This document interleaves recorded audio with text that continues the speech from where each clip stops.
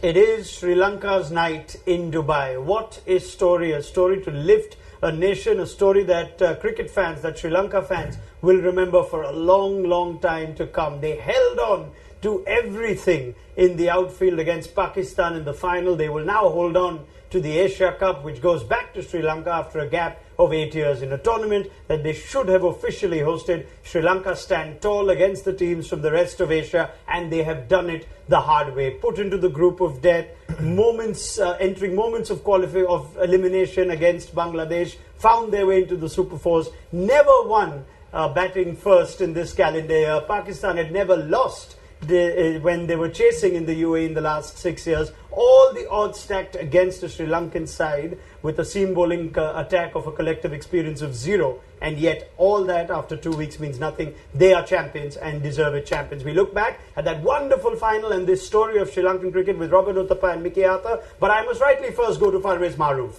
who will sum up the emotion and what this win means. Farveez. It's a famous, memorable, and a much-needed win for the entire country, Raunak. For the entire country, for a simple fact that what this country has gone through in the last few months, and these boys who have played their heart out has brought so much joy, and rightly so, ended up in a way where no one will sleep, and the entire country will blessed with. I don't know what I'm going to say. It's blessed with these guys, and we're just going to have late night, I'm sure. Yeah, I totally feel the emotion for you, Farveez. I'm so happy for all the Sri Lankan public and the cricket following public. I'd love to give you a moment, but if you would allow me, I'd actually love to extend on the emotion. We have seen Sri Lankan teams be world champions in the 50-over format, in the 20-over format. Those teams were studded with stars. Does this just feel like something else, though? I mean, you'd lived through those wins. What is this win? It's just an Asia Cup. I say that respectfully. It's not a World Cup, but yet something about this story just feels different, doesn't it, Farveez?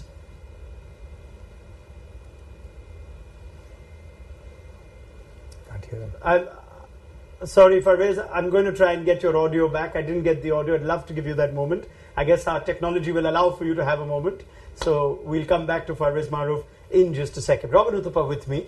And he has seen the bitter end of losing to Sri Lanka today. You can't help but feel happy for Sri Lanka. It's so heartwarming. It's so pleasing, and you can feel the emotion of a nation, even just in Farveez's words. Yes. You can actually feel the emotion, and it's so heartwarming to see that Sri Lanka have performed and won and taking the trophy back to a country that has gone through so much in the recent past. Yeah, I mean, emotion aside, and the story being fairy tale story in sport aside, what a game of cricket they've played. They've outplayed Pakistan in every department. An unbelievable game of cricket today by Sri Lanka. Just the way they bowled, the way they held their nerve.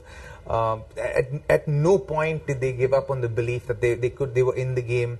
Even after that partnership between Rizwan and Iftikhar, they held themselves, they held their composure so well. And it was just a matter of getting one wicket, and then when that breakthrough came, they pounced on Pakistan. I mean, they gave it everything, Mickey, didn't they? I mean, you'd feel proud if you were in that dugout right now with the way Sri Lanka have played, not just this tournament, but this final in particular. Yeah, exactly right. And I can feel a little bit of that emotion Farveez is going through. The boys were fantastic. The fight, the spirit, the skills, the execution of their skills. They put everything together today, and one's got to take a hat off to Dashan Shanaka and who have worked so hard at getting this result, and they just put everything on the line. As a coach, you always say in the dressing room, boys, leave, whether you win or lose, leave everything out there. Sri Lanka have left everything out there in every game and thoroughly deserve their win. Yeah, that Aston says Mickey Arthur, former Pakistan head coach. Let's not forget, it's former Pakistan and Sri Lanka, more recently Sri Lanka head coach. We've all got our emotions attached to Sri Lankan cricket in some way or the other. They've been the perennial underdogs in the 80s, 90s, winning tournaments, becoming a powerhouse then. And in spite of extraordinary odds, they continue to be a team worthy of winning multinational tournaments like they've shown today. I'll go back to Farveez Maharoof. I think we've reconnected. We've got the audio working fine as well. Yes, Farveez, if you could just take me through the emotion of and just the achievement of today, comparing it with bigger titles that Sri Lanka may have won in the past, but what this Asia Cup 2022 triumph would mean.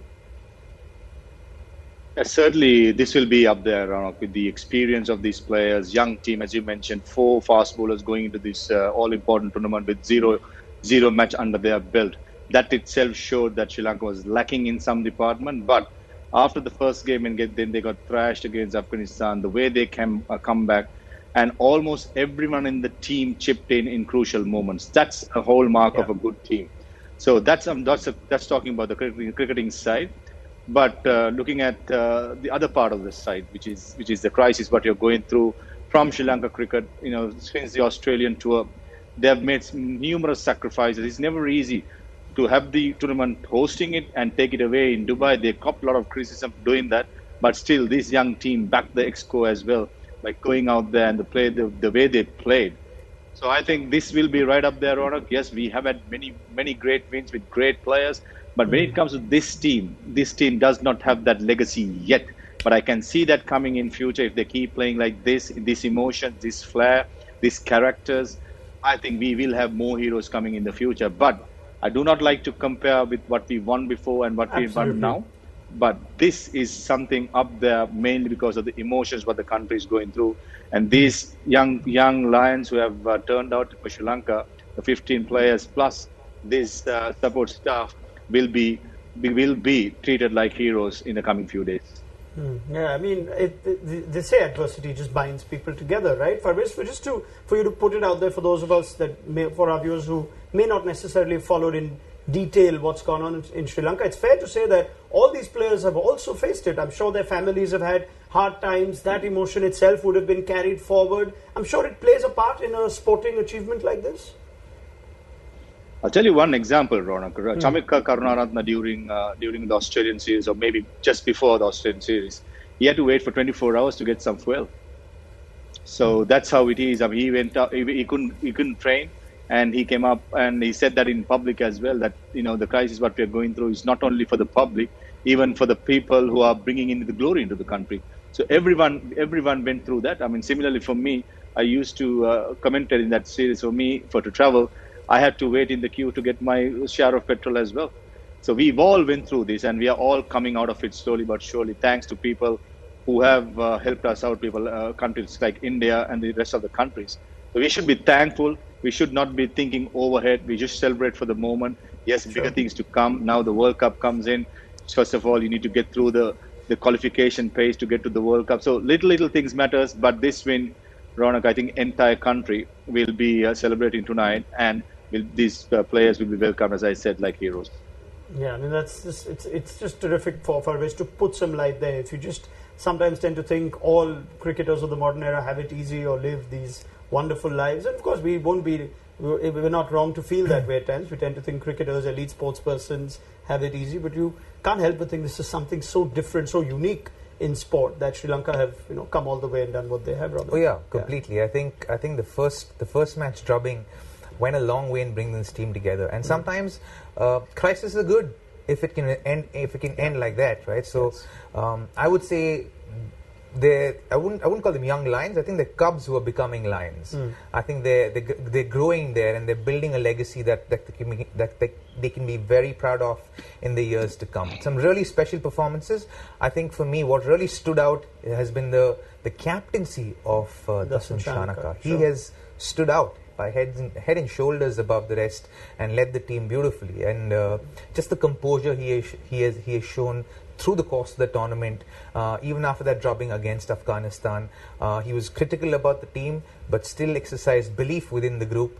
And everyone, you can tell, have really enjoyed this victory. They've come together.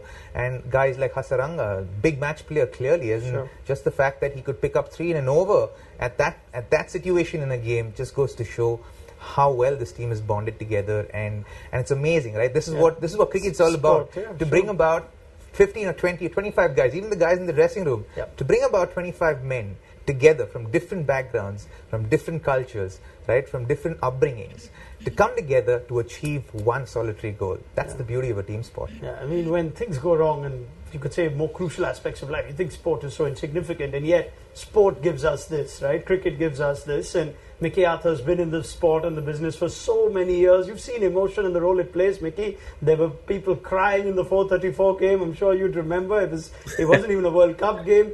And to think just what sport does for us, doesn't it, Mickey? Look, sport's amazing. Sport brings people together, certainly in times of adversity. My phone is just buzzing here with joy from a lot of Sri Lankan people, and I'm just really so excited that young team. And sport does this. Sport brings countries together, and just to see the emotions that are going through Sri Lanka at the moment, I'm really, really happy, because it's a very, very special place. Yeah, all right, brilliant. Now, let's do what we do, which is break down moments of in a cricket match in the final. Of course, this is a win that Sri Lanka thoroughly deserve. Pakistan went in as favourites, you would think, also after winning the toss, after the impressive record they enjoy in the UAE, especially chasing. So let's look at the aspects in this game that defined it and took it Sri Lanka's way. Shall we go to the first innings and say that the end of it, the fact that they could come back from 60 odd for 5 to 170, that was the game there? Or no, do you look at moments in the second innings too where you felt Sri Lanka just made inroads and took the game their way?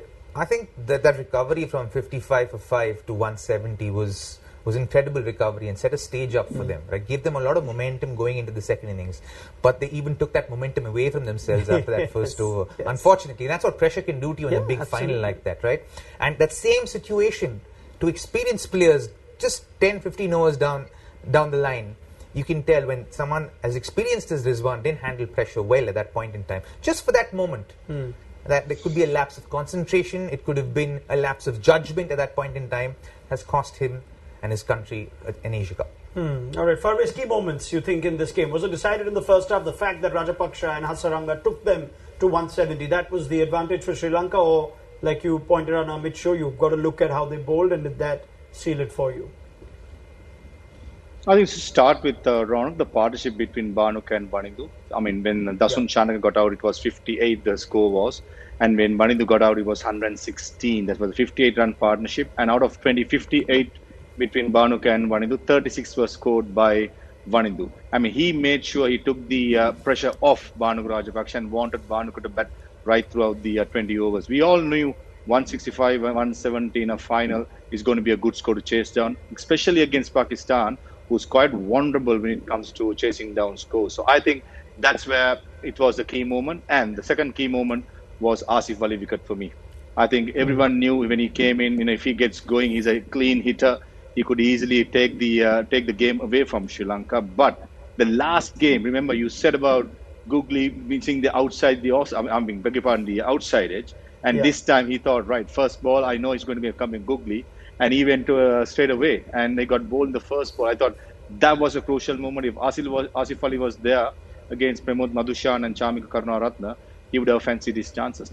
I mean, he's got an abysmal record, Asif Ali, against Banindu Hasaranga. Doesn't get any better after tonight, but you could sense that Sri Lanka's dressing room also felt that same emotion. It was at the Asif Ali wicket where you felt like they thought the game was in their hands. And we must bring in the Hasaranga point here. Mickey Arthur did say at halftime, this is a big match player. He hadn't got the innings of note in this tournament, Mickey, with bat. He's played a crucial innings in switching the momentum. He's not had the best couple overs to start with, but in what we saw from Banindu Hasaranga, you could see the big match temperament.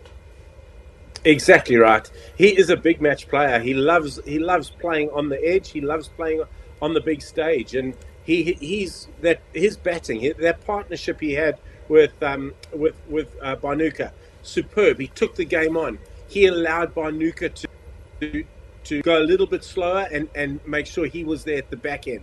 And then the 3 wickets in an over. He stands up when the going gets tough, and that is one thing I've always liked about Wanindu Hasaranga. From the moment I saw him, no moment is too big for him. When the pressure's on, he gets stuck in and he does the job for you. Very reliable, and I knew he would come good today.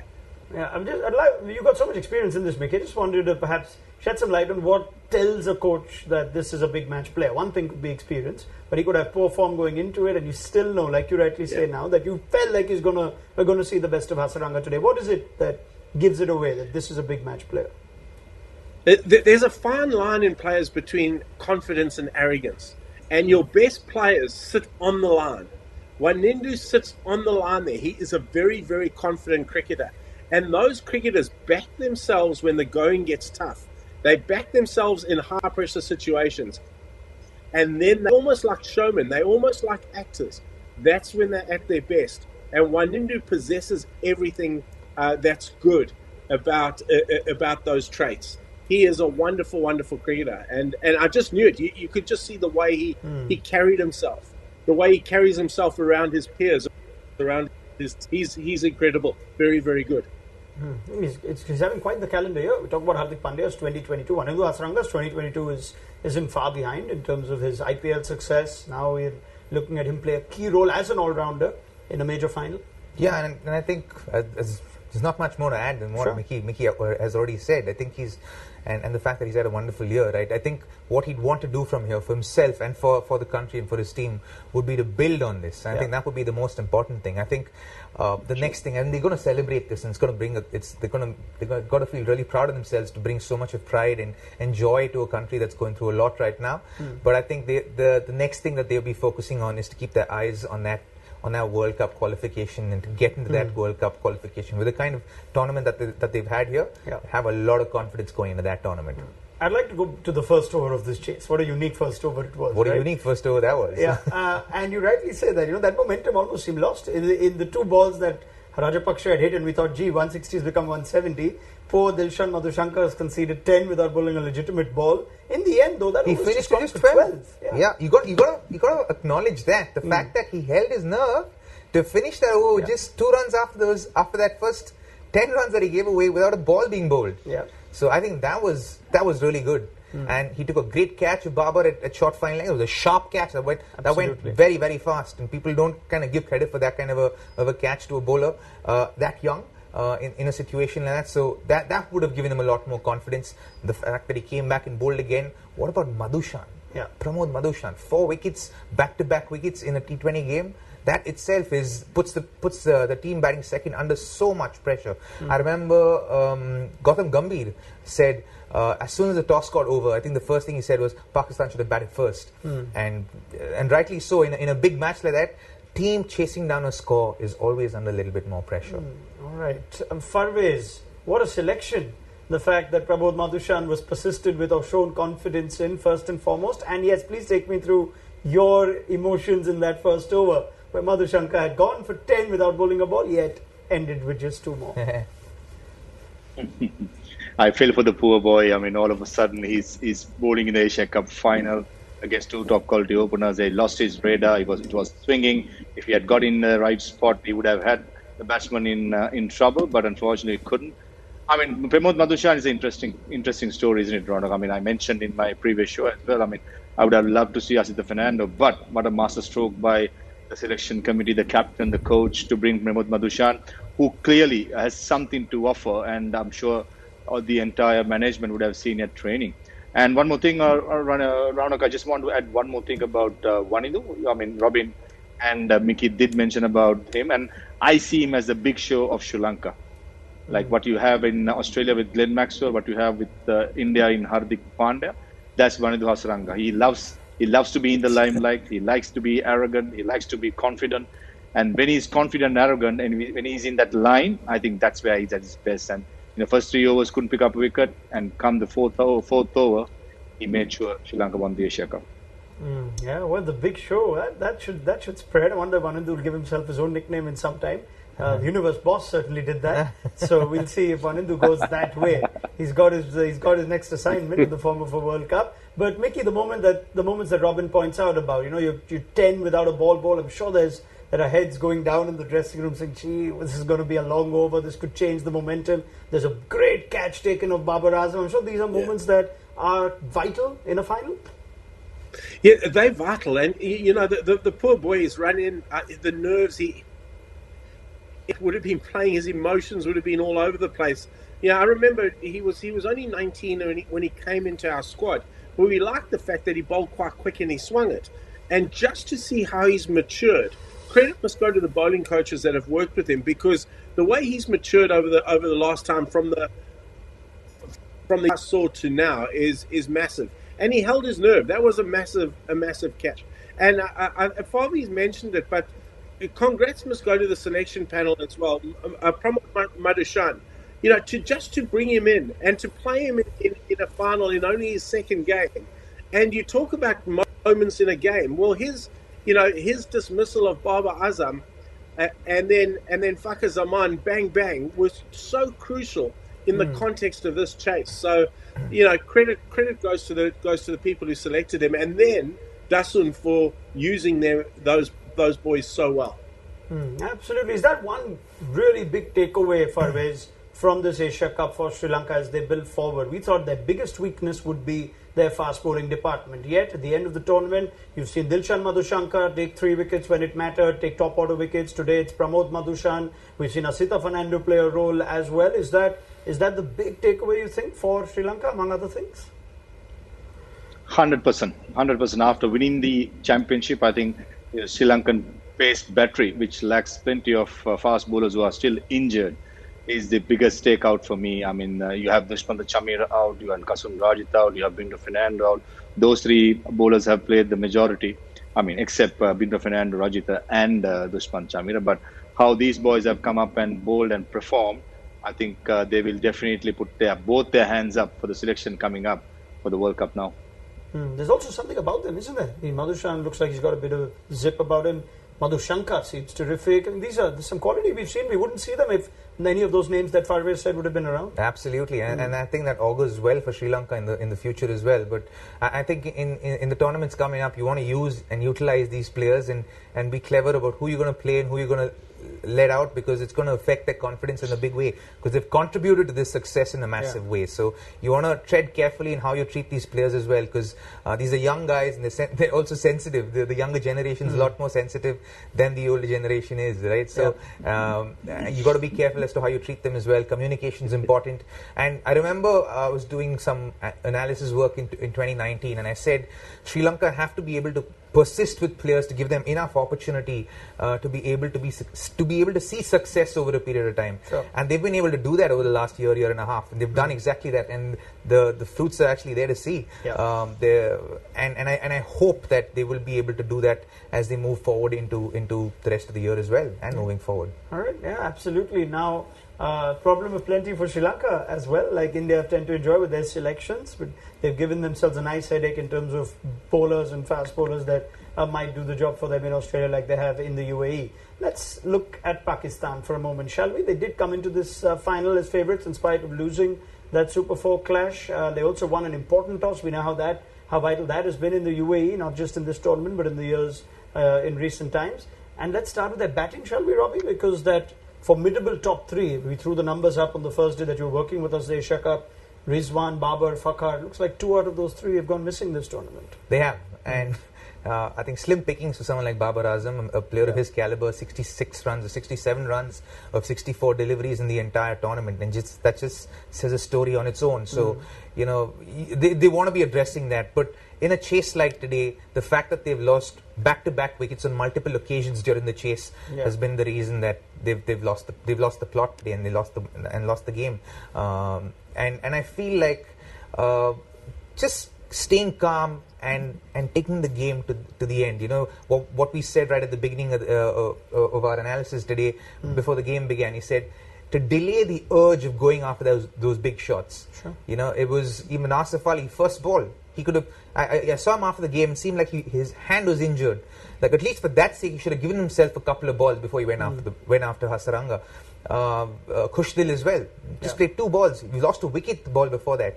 Why are you playing that kind of a shot? And there's no necessity. So they have a lot of food for thought when they go back, and they got to figure out how they're going to approach the World Cup with given this middle order. Babar is an interesting one, because you said even when he wasn't getting runs about 3 or 4 innings in, that you still didn't worry about him. He still didn't look too bad. When you get out like that, smashing one which you think is going to go for 4, caught short, fine leg. Are you looking at as a batter and saying, "Oh, I've just had a an unlucky tournament, luck's not with me, or you suddenly thinking, no, there's something else that's wrong here? Oh, no, luck plays a massive factor. Of course it does.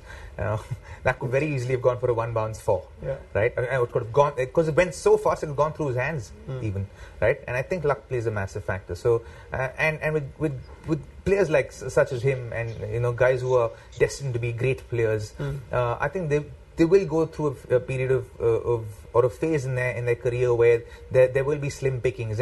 But the thing about these kind of guys is that they bounce back out of that very, very quickly, right? So I'm certain that he'll be back amongst the runs. He'll be hurting, and I think he sets a very high standard for himself, and he'll hold himself responsible for not being able to contribute to victory like this. It was there for their taking, honestly, as if they just were sensible about the way they approached their batting.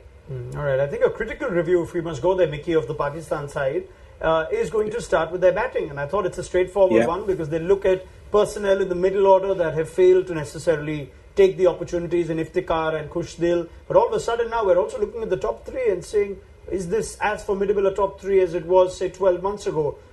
Where do you look? How do you start looking at a review for Pakistan's batting from this tournament? Yeah, look, I've got to be honest, I'm not surprised, and I think we said it from right at the start of the tournament, that the Achilles heel for me was always 4, 5, 6. And, you need proper batsmen. You need batsmen there with experience. So that was always going to be the Achilles heel. I think pretty much 1, 2, and 3 for me were always shoe in terms of selections. But they've gone away. Fuck now. And he's had a poor tournament. Do they assess who goes to the top of the order? Do they assess Rizwan, Babar, same? And I think that's going to be a question that they'll sit down and work out. But I still believe at 4, 5, and 6 they are weak. You knock over the top order, which happened in this tournament. Babar didn't play to his normal high standards, and the rest of the Pakistan batting were exposed. Because let's not forget, they just got over the line against Afghanistan chasing 120 odd, and they only got 120 odd in the Sri Lankan game. So they had a poor game with the bat, a poor series with the bat, and there'll be a lot of questions asked. Yeah, does this take you back to what you said on that last game as well, that perhaps a batter like Shan Masood is not part of the setup right now, needs to be called in? Is there enough time to look at new people, Mickey, ahead of the World Cup? Do you look at players that were in the squad and didn't get an opportunity in a Haider Ali? There's not a lot of time between now and the World Cup, so what would be the best fix for Pakistan in terms of their batting? I think the best fix for Pakistan, I think, is to get 1 or 2 experienced batsmen in. So getting some experience back in that lineup. With players who can play on good wind. About Australia, you're talking about pace and bounce. You're talking about slightly different conditions. So you're looking for guys that can play in those conditions. I certainly think Haider Ali is going to be a very, very good player. He's worth persisting with. I would certainly be looking at Shan Masood without a doubt, because he can bat 3 and 4, and in all conditions, he'll do a really, really good job for them. And then you can sort of have your finishers. But for me, if Babar doesn't score runs and Rizwan doesn't score runs, their batting lineup still lacks just a little bit of class. Well, I have a question for Mickey. What about someone like Azam Khan, as in the big lad, Moin Khan's son? I think he's someone who does exceptionally well in middle order, at the middle order in PSL. At different leagues around the world. He's someone who's been exceptionally kind of successful in different leagues around the world. He has, Robbie, and I think the thing with his strike rate against spin bowling is extremely high. So him batting in the middle overs is a really good thing for Pakistan. He did get a couple of chances though and never quite nailed it. So you always think, is the guy okay at its level, and can he make that step up to international level? And I think the jury's still out on that one. Interesting. Farveez, thoughts from you on just Pakistan's review? The fast bowling gives us plenty to be excited about, but as you look at their batters, would be concerned for the likes of Babar and Fakhar Zaman, or would you say now in Australia we will still see the best of them?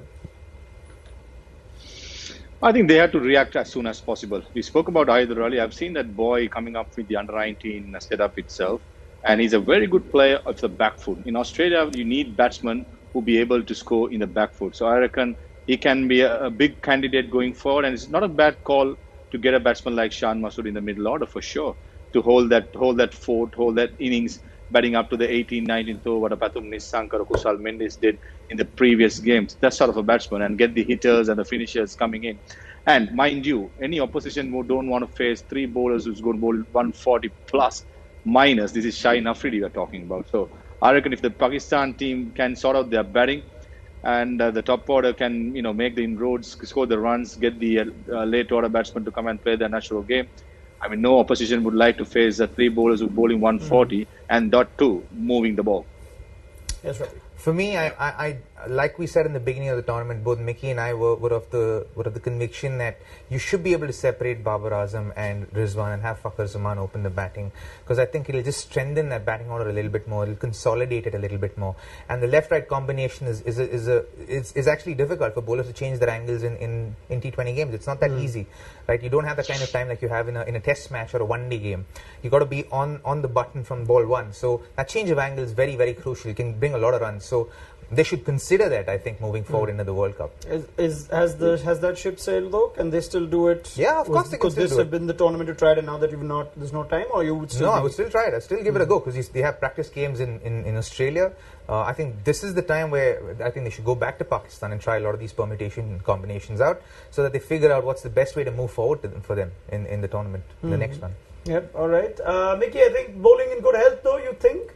Shadab, Nawaz, tick boxes, and we've already mentioned the pace attack with the return of Shaheen Afridi will be boosted even further. So Pakistan have their 4 or maybe 5 fast bowlers that they're taking to Australia clear after this Asia Cup? I think so. I think fast bowling is in really good hands. I think their spin bowling is very, very good as well. So safe with their bowling without a doubt. I think they need to sharpen up a little bit in their field. I think their fielding standards slipped a little bit in this competition, and we've already spoken about their batting. But from a bowling perspective, they're in very good shape.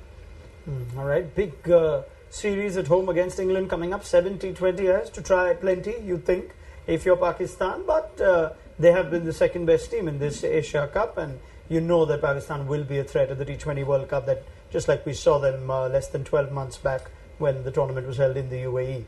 Right, it brings the curtain down on a wonderful Asia Cup. It had its moments. It may not have wanted India go as deep as a lot of the Indian fans would have wanted, but it made for a terrific story for Sri Lankan cricket, and there's no doubting that Pakistan were deserved finalists as well. So let's ask Mickey Arthur, Farveez Maharoof and Robin Uthappa what this Asia Cup will be remembered for. Robbie, your takeaway moments? My takeaway, I think, just the fact that Sri Lanka played exceptional cricket.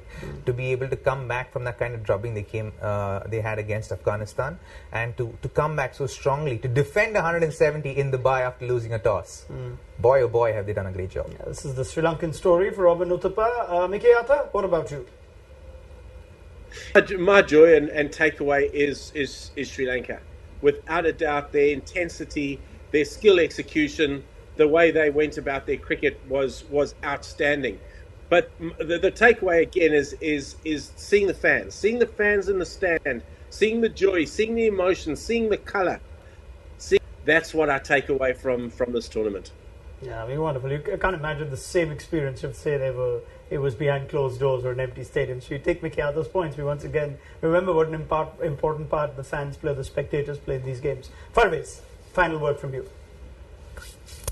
As I said, Raunak, everyone in the Sri Lankan team chipped in crucial moments. I'll pick one moment which actually got the Sri Lankans into the second round and made sure, the second round was a smooth sailing. That was Asita Fernando's knock against Bangladesh. We were down and out. All of a sudden, the man comes in. 99% we were sure that Sri Lanka is not going to make it. And Asita Fernando on debut comes in and finishes off the job for Sri Lanka. That's where I think the tables were turned, and then come the Afghanistan game, how the Sri Lankan teams played up in Sharjah.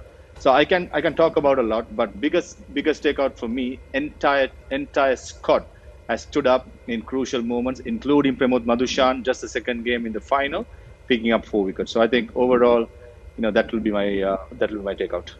Yeah, absolutely. I think that's very fair to say. If there's a team that deserves this, it is the Sri Lankan side. Well done to them. They've held on to everything that came in the field. They have played the better game of cricket on the night of the final. They are deserved Asia Cup champions. So congratulations to them, and we're thrilled for all the Sri Lankan cricket following public around the world, especially those in Sri Lanka. It's a big thank you to Farveez, Maharoof and Mickey Arthur. It's been great fun having them through the Asia Cup. Gentlemen, I hope you enjoyed your time. Farveez, couldn't have been a better reunion with ESPN Cricket Info, coming back to us after quite a few years, I think, and having this Sri Lankan story to analyze. I think it's been great. You can't top this. Last time when I did the ESPN Cricket Info 2017, all 11 games which Sri Lanka, India played, Sri Lanka lost. That was not the good start that I wanted. All the five one-days, 3 T20s and 3 test matches are lost. So this is a good comeback, and I absolutely loved my time with Raunak, Mickey, Robbie, Cheteshwar Pujara, Wasim Jafar. It was fantastic. So I'm looking forward to more for the future. Absolutely. We look forward to having you on our network, Farveez. It's been an absolute pleasure. Thank you. Mickey, wonderful debut from you. I hope it's the start of many now. It seems like it's getting dark in London, not just in times of the day, but even for South Africa's chances. They didn't want to stay on an extra day. I don't think they'll need that extra day now. No, they won't need the extra day, and they're lucky it did get dark, because otherwise they would have lost in 2 days. On the 4th day, but lost in 2 days. Just thank you so much, Raunak. To Robbie, it's been great work, and Farveez, please send my very best to the island tonight. The people deserve it. Yeah, wonderfully put. Thank you so much, people still loves you. People still loves you up in Sri Lanka, Mickey. You should know that, and you know that. I know that. Thank you, guys. It's been fantastic. Thank you. Cheers, Mickey. Thank you, Farveez. He's an easy man cheers, to love, guys. Thank Mickey you. Arthur, and you can't help but enjoy the Sri Lankan story tonight. It's a big thank you to Robin Uthappa.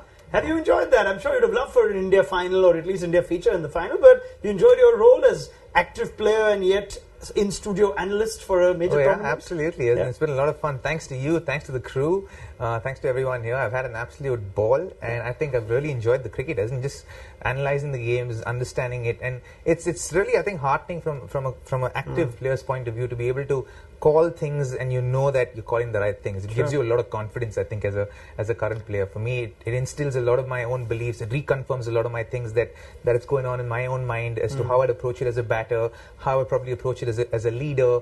So there's a lot of learning from all of this. So I'm really grateful for that. Right. I could say, if I can give my humble opinion on your debut performance, this is right up there with your international debut. Oh, thank you very much, right? Raunak, thank you. That augurs well if you choose to have a long career in broadcast. Yes, hopefully. I wish to have one. God willing, I will. We will look back at this as the start. It's a big thank you to Robin Uthappa. It's been an absolute pleasure having him and his time and his thoughts in our studios. And we look forward to your company as more cricket comes our way. There'll be a lot of bilateral cricket that ESPN Cricket Info will have you covered for, but more importantly, the T20 World Cup in now just over a month's time. So we look forward to your viewership then. It's been a big thank you on behalf of all our panelists and our production team on Qatar Airways presents ESPN Cricket Info T20 Timeout. Hope you've enjoyed the Asia Cup, and tonight is a night to remember and to celebrate for Sri Lanka. Good night.